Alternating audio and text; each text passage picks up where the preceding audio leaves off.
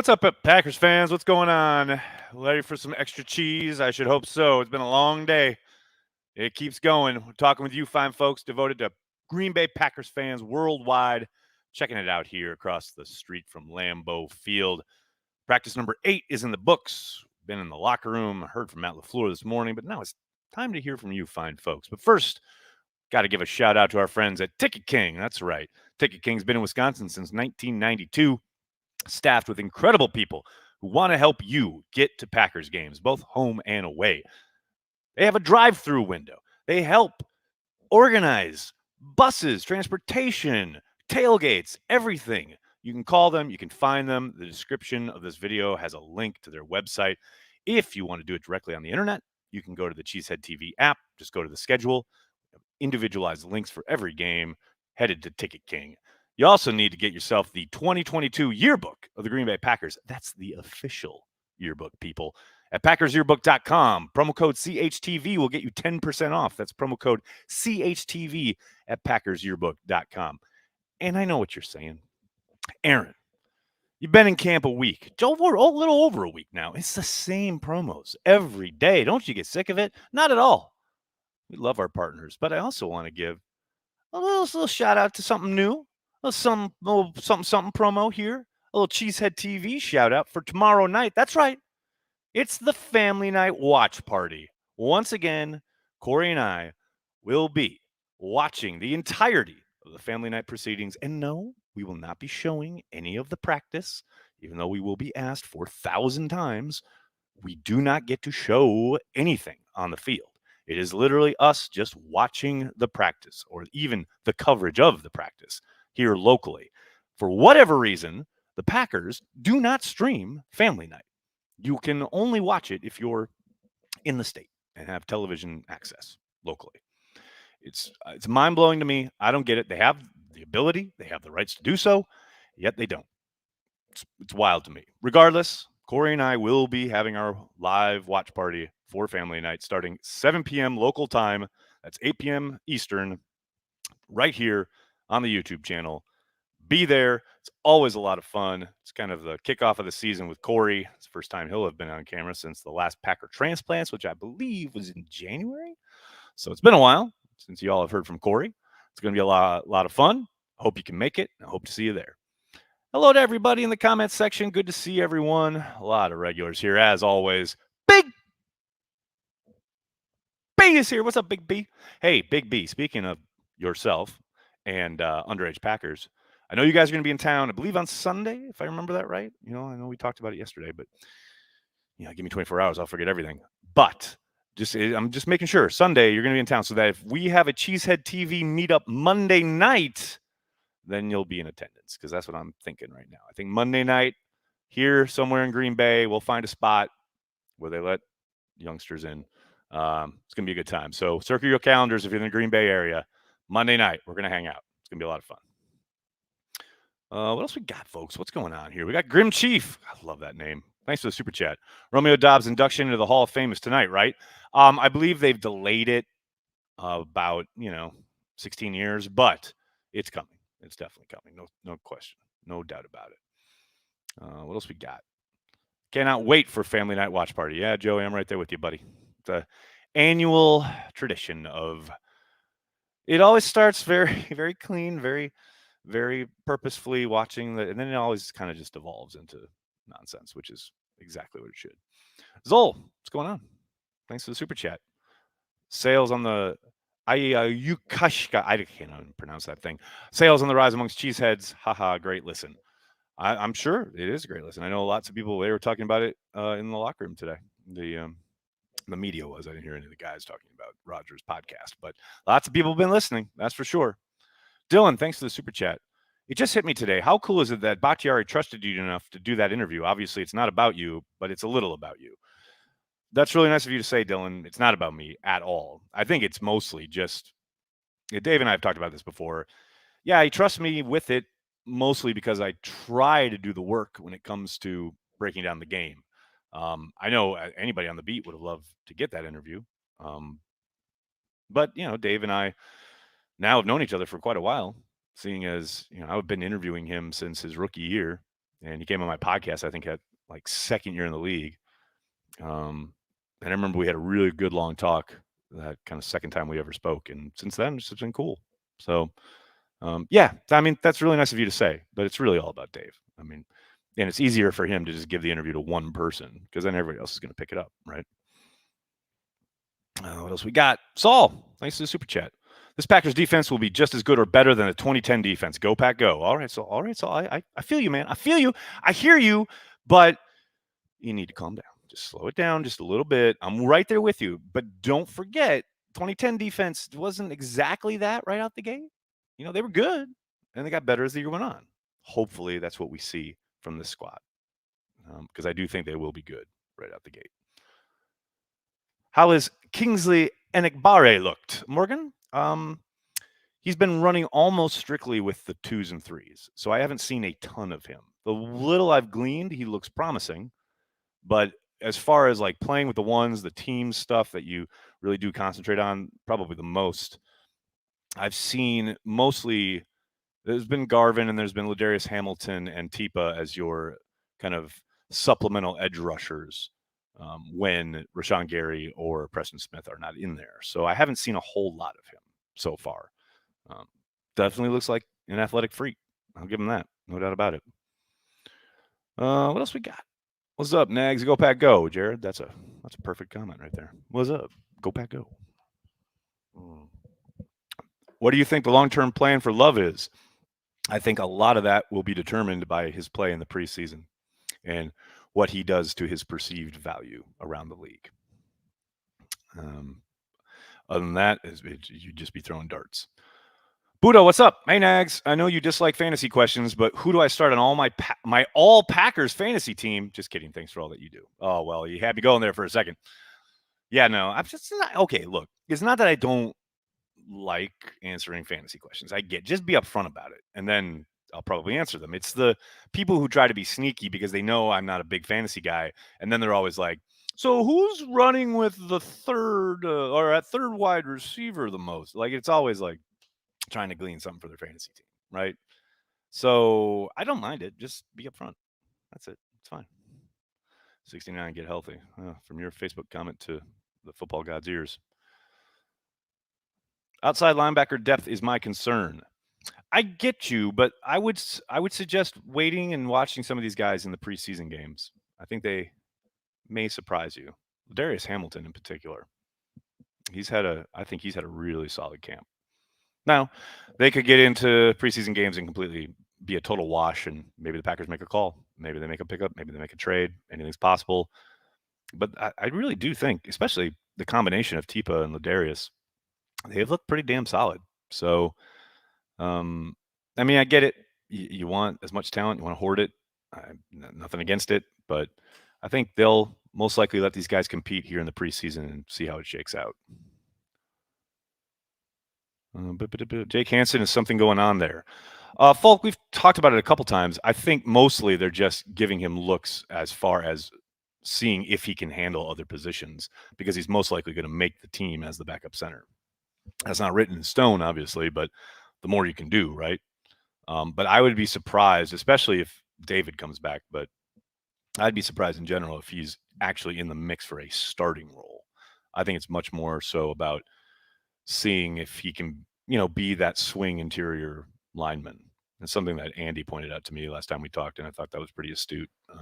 It's much like Lucas Patrick was. Lucas could have played all three spots, did play two spots for them last year at guard and center, the right guard and center. So I think, you're looking for that next kind of journeyman guy you can plug in, and he's not going to be a superstar, but he's going to get you through a game or two or even half a season if something happens up front, but I don't think he's part of, quote, the starting plan, if that makes sense. Dave, thanks for the super chat. What is the worst part of the NFL calendar, post-Super Bowl depression or post-draft pre-camp slog? Man, that's a good question. I've probably the post-Super Bowl stuff. It feels like football is like a million miles away. Like, at least after the draft, like, yes, it's annoying. The pre-draft stuff is annoying, but post-draft and then like winding, ramping up to camp and all that, Yeah, that's a bit much, but it's not as bad as like just after the Super Bowl and you're sitting there with the realization that football's done for months. That shit sucks. Dag, thanks for the super chat. How are the tight ends doing? What a nice, straightforward question. I think they're doing. It's weird because they're not making humongous splash plays, but I think they're producing and they're playing well. DeGuara got after it today with somebody in one of the run on one of the run plays. I couldn't see who the defender was, but he would not disengage, and then they started getting heated, and it had to get broken up. He's got a little bit of a, I think, a maybe not a chip on his shoulder, but he's got a little bit of a, I want to prove something, this season. And I keep hearing people on radio shows and on podcasts talking about how, he's not going to be a classic great, inline tight end. And no shit. Like he's literally a move tight end. That's his job. And yes, occasionally he's going to be motioned and he's going to have to block, and that's part of the gig, obviously. But I don't know, man. I think he's ready to surprise a few folks. And the thing is Tyler Davis looks legit. Looks legit AF. They've used him in line a bunch while Robert Tunyon's trying to come back. And today he had a phenomenal route where he got at least a step behind Rasul Douglas. And I'm not sure if Douglas was supposed to be in man or if it was a zone or a pass off or a man match or what have you, but he beat him real well. And Rodgers found him deep on a corner route for about, I'd say like 40 yards. It was a gorgeous throw by Rodgers. My God. But yeah, Tyler Davis. It makes a play like that every single day, and I don't think any of these guys are going to be frontline wow you type, fantasy darlings or anything like that, but they know how to play the game. And then there's Big Dog, who I don't think has caught a pass all camp, but he's still moving fools along the line. So I don't think there's a superstar there, but definitely a bunch of guys you can win with. JD, thanks for the super chat. Do you think Slayton could step up this year and add something more to the D line? Yes, especially on early downs. And I know we saw a little bit of pass rush from him last year, but I think just obviously size he is, etc., makes a lot of sense to help him get him in that rotation to help that front line as far as just staying stout on early downs throughout the game. Maybe, hopefully, giving Kenny a little bit of a blow here and there, but yeah, I think he's got everything, all the tools, anything you could possibly need. And if he continues to develop the way he did last season, I think he very well could help them. It's interesting though. Yeah, he's very much like the disruption you saw from him last year was a lot of times was coming. He had a very quick initial first step. It is funny though when he had to go up one on one and in kind of the one on one drills with Runyon. Runyon absolutely handled him in 2 sets. I said it on Twitter. It was like teaching tape. It was perfect. I mean, Runyon was completely square almost the whole time, and that's not to take anything away from Slade. It just kind of suggests how I think how solid Runyon is. But yes, I'm excited for Slayton's kind of ascendancy this season. Justin, thanks for the super chat. Nags, it's been a while. Bakhtiari starting week 1, yes or no? Man, I don't know. It's been a while, and you come up here with a crystal ball question? Really? Really? Yeah, I don't know, man. I hope so. I'm just going to continue to quote Brian Gutekunst. Cautiously optimistic. It is disconcerting that we did see Bakhtiari out with the rehab group a couple days ago, and he hasn't been back out since. The only time I see him now is when, like, the end of practice, he'll come out for a little bit, and then that's it. So I'm hoping, man. I'm hoping. I don't know. Davis is the Wisconsin kid, right? Yes, Big Nick, and I highly recommend watching him in the preseason. And if on family night, if you're in the state of Wisconsin, you can watch on television. He has been solid, man. And I think I've talked about him before. I've been singing his praises all up and down the radio and on the sideline to anybody I can talk to. He's really surprised me for a kid, undrafted out of Wisconsin, a team that likes to run the football probably a lot more than others. And yeah, he has come in and been really legit as far as every single day making a play and being extremely consistent, contributing on special teams, working his ass off. I really like him. I really like him. And on a team where, let's face it, there's a lot up in the air at the wide receiver position. I don't think he's going to make a push for the 53, but I definitely think he's making a case for the practice squad. No question about it. I really hope that happens because I think there's something there and I think they could develop him. I really like the kid. Jackfire, what's up? I'm okay with people sleeping on Bobby. I remember how hot he played in 2020. Excited to watch 85. No doubt he's just got to be on the field, right? But I'm with you, man. Look, last year we all know, especially because of the injury to David and everything they were doing, moving guys around along the offensive line, Yash getting the start in week 3, etc. They had to utilize Bobby in line way more than they probably wanted to throughout last season, even prior to going down. And then remember, the game he does get hurt is when he's really coming to life. He has a couple really nice catches. He got hurt on his biggest catch of the year. That's so frustrating as hell, right? The one thing to be cautious about, and I'm with you, I want him to come back and hit the ground running and regain that 2020 form. That's the dream, right? Got to remember, though, less than a year out from the injury, an ACL injury, takes time, man. Takes time. I don't doubt he'll be out there sooner rather than later, and he'll undoubtedly be productive and help them out. But it's a tall task to ask a guy to come back from that injury and be lights out right away. That's just hasn't traditionally been kind of the history with ACLs, and not just in Green Bay, but just around the league. Now, could he possibly buck that trend? Sure, I'd love that. But I just would hope people are somewhat realistic about what Tunyon's able to give them this season. What else we got? Nagler, these opponents won't have an answer for Rashawn. Oh, baby. He is fun to watch. My God. He has been wrecking people, just wrecking people. Poor Zach Tom today in one-on-ones. Oh, baby. You talk about a welcome to the NFL drill. Yeah, I mean, look, I think Rashawn is going to be amazing. Yes, I don't think there's any question that he is going to be a leader, if not the leader on defense this year. But don't take anything away from Preston Smith. Don't Rashawn's getting all the run, rightfully so. He's having a really, really strong camp. But Preston's been exceptional all camp as well. I don't know what it is. I don't know why people are kind of not mentioning him or whatever, but he's been having a really good camp. So that those bookends, look out. Joe Mailman, thanks for the super chat. Was at practice today. Watkins looks fine to me. Tyler Davis looks dangerous. If 69 is out, my money's on Tom at right tackle. Tough time for Love in the 2-minute.